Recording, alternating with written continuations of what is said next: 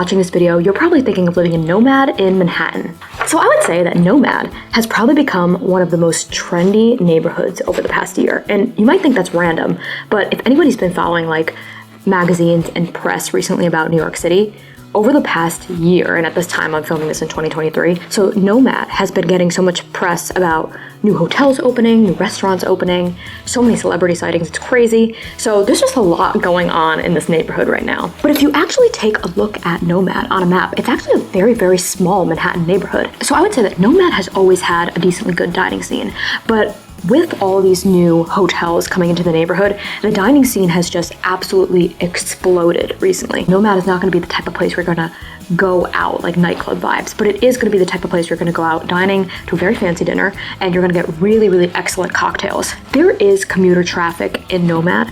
However, I would say that there's definitely going to be like a little bit less than Flatiron, Flatiron is a neighborhood right next door. And I say a little bit less because like they're literally right next to each other. But typically the way that a lot of people are commuting to work and when a lot of tourists are coming in, they're going to kind of skip over Nomad and directly go straight to Flatiron and then other locations downtown for the most part. And that's just what I've observed over spending so much time throughout both neighborhoods. So overall, between Nomad and the other surrounding neighborhoods, there is good subway transportation options. So it's one of those neighborhoods where you're not going to have to worry about getting to other parts of Manhattan and even outside of Manhattan as well. And then when it comes to food as well, you do have your very, very expensive fine dining options. But at the same time, you do also have some fast casual options as well in and around the neighborhood. So you can easily just get something like very simple to grab and go, bring back to your apartment, or grab something for lunch if you work at home in that neighborhood. So I do think that there's a good mix of different food options. It's not just all dining or all super casual. So who typically lives in Nomad and who typically doesn't? So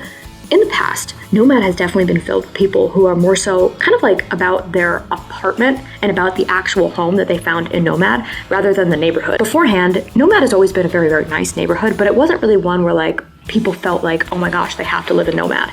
Now, recently, with all this new development, restaurants opening and things, I think that that's going to change. And I do think that Nomad can become a very, very trendy neighborhood over the next 10 years.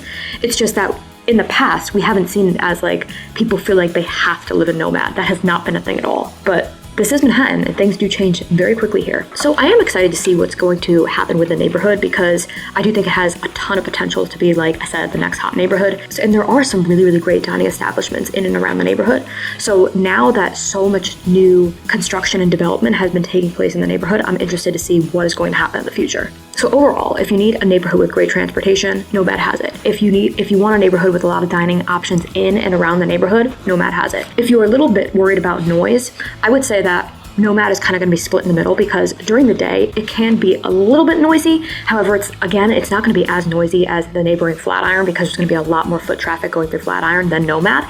And at night, I would say it's probably relatively quiet for the most part. At least when I've spent time in Nomad at night, I haven't noticed like a ridiculous amount of noise at all because, like I said, it's not like a nightlife neighborhood. So you're not going to have like big crowds late at night. So overall, it will be pretty quiet at night. And then relatively, I would say like your average amount of noise during the day. So I hope this helped you figure out if you should live in Nomad. As always, I would love to hear from you guys in the comments about your experiences with Nomad, or if you have any other questions about the neighborhood, or anything that I didn't mention in this video that you could think of, please share in the comments because as always, I love hearing from you guys.